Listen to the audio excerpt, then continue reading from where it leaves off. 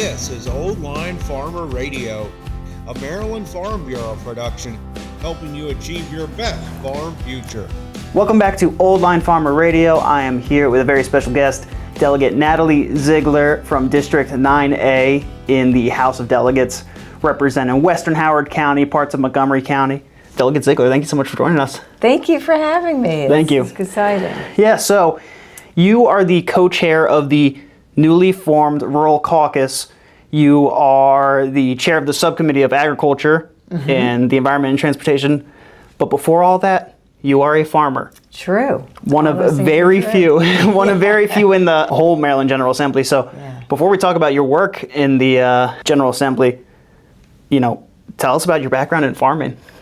So, well, I started kind of by accident. It's a family farm. It's been in my family for a long, long time. And my grandmother passed away in 1989 and left it to a large group. We're an Irish Catholic family, so there were a lot of us. And I was voluntold to deal with it because nobody else lived nearby. I lived in Washington, D.C., I had a 1.5-year-old and was pregnant with my second child, and I had a job. Wow. And I knew nothing about farming. So it was quite the learning curve. Yeah, I can imagine. Yes. Yeah. Which I'm still on, but, things have changed since 1990, and I've certainly learned a lot, but we're still going, so. Awesome. Yeah. And then I was been doing a lot of research on like American history. You're a descendant of Charles Carroll, who signed the Declaration of Independence. So you're still on that same plot of land that's been passed down from generation to generation. Is that right? Isn't that amazing? Yeah. Yeah, it is really incredible. Yeah, it definitely gives me a strong sense of stewardship, shall we say. Yeah, awesome. And you mentioned the Irish Catholics. He's the only Catholic signer of the Declaration of Independence. That's right. Yes. Really cool. So, as a Maryland Catholic myself, that's an awesome thing. Yeah. Right. So I certainly thought of that on this anniversary. Right. And the New York Times helpfully publishes the Declaration of Independence on the 4th, so it's easy to reread. Nice. It was a very radical document. Yeah. It really was. And I don't know that we have fulfilled all of its promise, but we're working on it. That's America. Yeah. Exactly. Yeah. So, you've had multiple generations on that farm. What does it look like now? It is very different, I must say. When my grandfather had it, it was all cattle. So, and there was a dairy farm. There was a tenant farmer had a dairy. It was beef cattle, and I do miss the calf barn, I must say. But no more cows. We just we grow corn, soybeans, and rye for the distillery industry. Yeah. So that's been a fun new project. Yeah, and I saw you had an article in the Baltimore Banner about that partnership with Sagamore. Yes. And so that's really cool, especially if you've ever met the Secretary of Agriculture, Kevin Addix. He's really big on finding these alternate markets. So it's just very fascinating that you're still doing a commodity crop, but you're finding a niche market for it. I mean, how did that even come about? Isn't that wild? Yeah. So actually, it was an agronomist at the University of Maryland. We're very close to the research farm. And he wanted to do some trials with different rye varieties. And we thought we had a customer in a malt house. And so we tried 2 varieties, and he was helping us try, because we had no idea what we were doing. And the malt house thing fell through, but a friend of our custom farmer had a hookup with Sagamore, and they had decided to do a completely Maryland product, soup to nuts. That's awesome. The white oak for the casks, literally everything. And the cool thing about this is in the Senate office building, there's a display of rye bottles, because Maryland was once upon a time a big rye producer. And one of them is from our farm, and one of them is from my neighbor's farm. Wow. So, Yeah. Wow. So isn't that funny? Yeah. I know. I was really shocked when I saw that. Wow. But it's really exciting to be part of a project like that, and they've been fantastic partners. So I think we just got lucky, honestly. It's a partnership I really value. Yeah, that's great. That's awesome. And those things kind of help those farms continue into the future. So Absolutely. it's Absolutely. Great initiative. Yeah. You have a background in journalism too. How does that inform your work? Because like a good journalist has to do their research. They have to listen to both sides, hear both sides out. Has that influenced your work in Annapolis in any way? Tremendously. Yeah. I often think to myself that maybe it was because it was my first career, really, that there's a big time a journalist inside of me, and I can't help seeing both sides and looking. Yeah, that's why the Rural Caucus is such a good fit for me. I really do like that problem solver's position. Yeah, and I ask a lot of questions, and so yes, I think I am still a journalist at heart. Yeah, I would say. So I had mentioned that you were the co-chair of this newly formed Rural Caucus. I see you guys did so much work that you even printed out some notes. I had to make a list. So what? How did this caucus even come about? I know that this was one of the first things that the new speaker, Peña Melanik, instituted this legislative session. What were your discussions with her and your co-chair like about getting this new caucus formed? So it was absolutely her idea. I had nothing to do with creating it. I just got lucky and got appointed to co-chair because it is a very, very, I think, really transformational idea. It because most of the rural areas are represented by the minority party, that's a voice that really just doesn't get heard. And this caucus gives us all a chance to put partisan politics aside and focus on what our constituents need. And really, rural areas are different in many ways. Often they have the same problems, but they'll need a different solution. Because, with things like infrastructure, there just isn't a tax base there to do what you can do in an urban area. So I think it's been mind expanding for all of us. And it really is what I came to the House of Delegates to try to do, which is to put partisan politics aside and focus on the actual problem.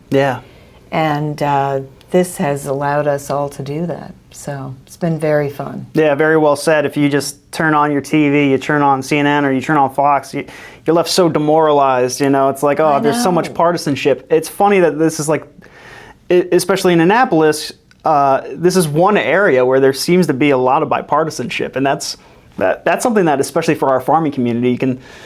Yes. It's a nice little boost of confidence to get things done. It really is, It's been interesting and fun, and as I said, there are things that have made me take a second look, opinions that have changed as I learn more. And, I always think if the problem was a truck that wouldn't start, you might disagree about what the problem is, but in the end of the day, you would realize we got to get the truck started. So you would just focus on what's wrong and keep working at it till you get it right. I don't know why we can't do a better job of doing that with all the problems we have in Maryland.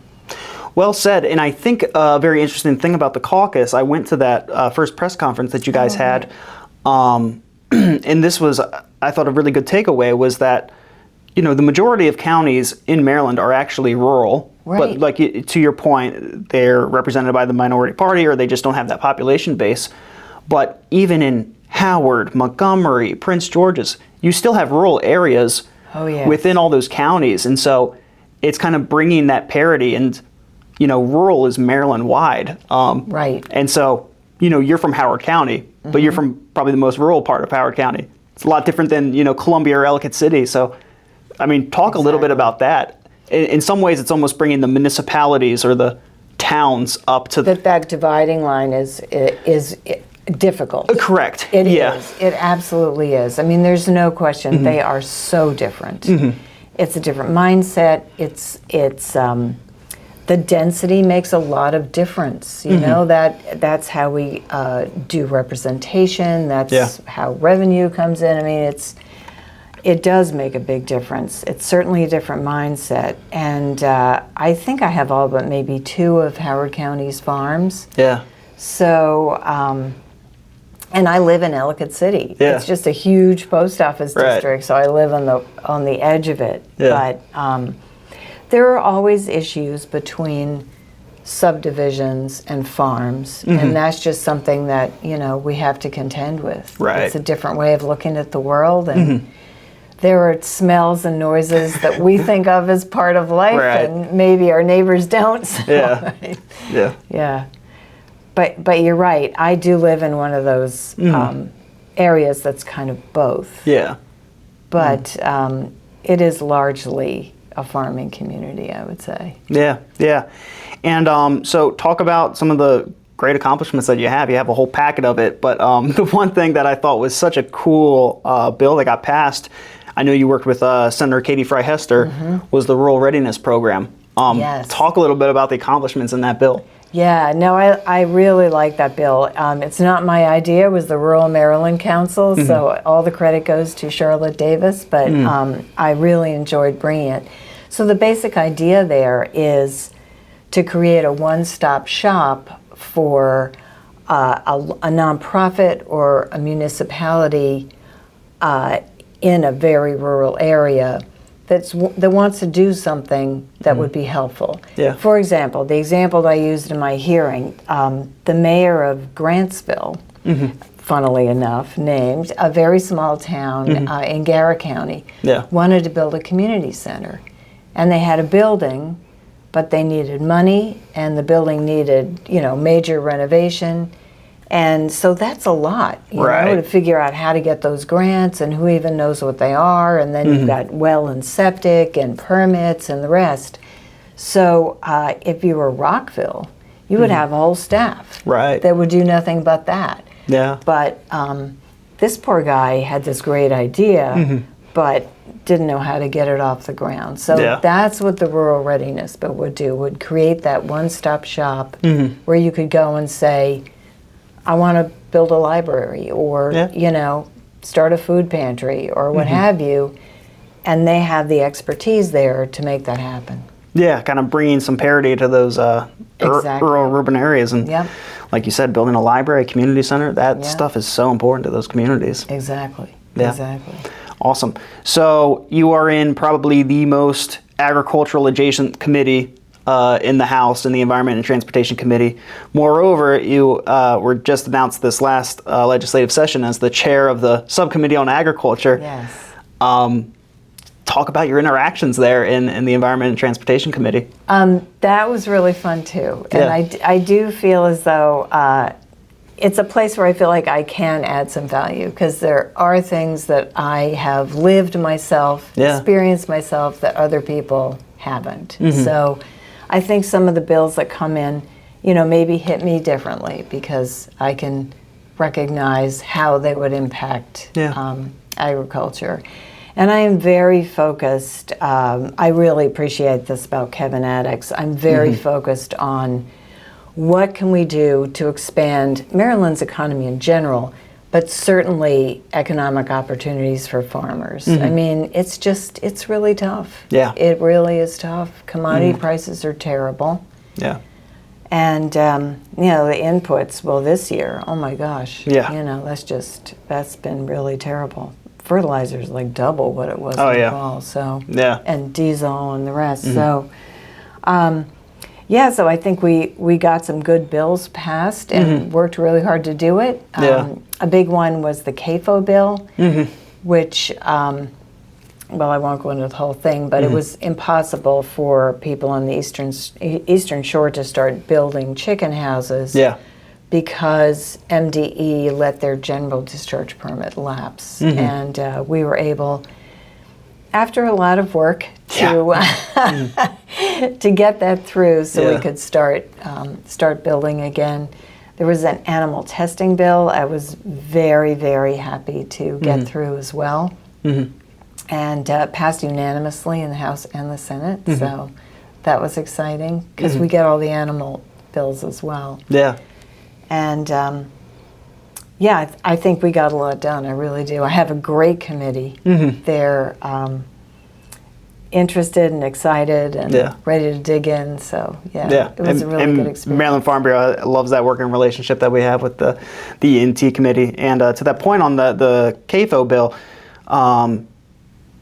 Delegate Regina Boyce was also on that bill. It's her bill. Yeah, it's her bill. It came to my committee, but it's her bill. Yeah, and so this is just, you don't want to say the beautiful thing about politics, but she's from Baltimore City. Exactly. And you're a farmer from Howard County, so we often say, like, you don't have to be involved in farming, but you need to understand and appreciate it. That's where I think someone like Delegate Boyce is someone that's had a really good relationship with the Farm Bureau. But you also need those farmer voices in it, and you're one of just a few that have that. Yeah. And to be fair, neither Delegate Boyce nor I have the first thing to do with chickens. Right. Except we eat them. But right. But we both are really concerned about people's livelihoods. We are really concerned about Maryland's economy, and the chicken industry is tens of thousands of jobs. It's just huge. It's a huge driver. So that was an important thing to work on. Yeah, absolutely. Well, we're wrapping up shortly. I just kind of want to get your input, because you can see things from both a farmer and a legislator.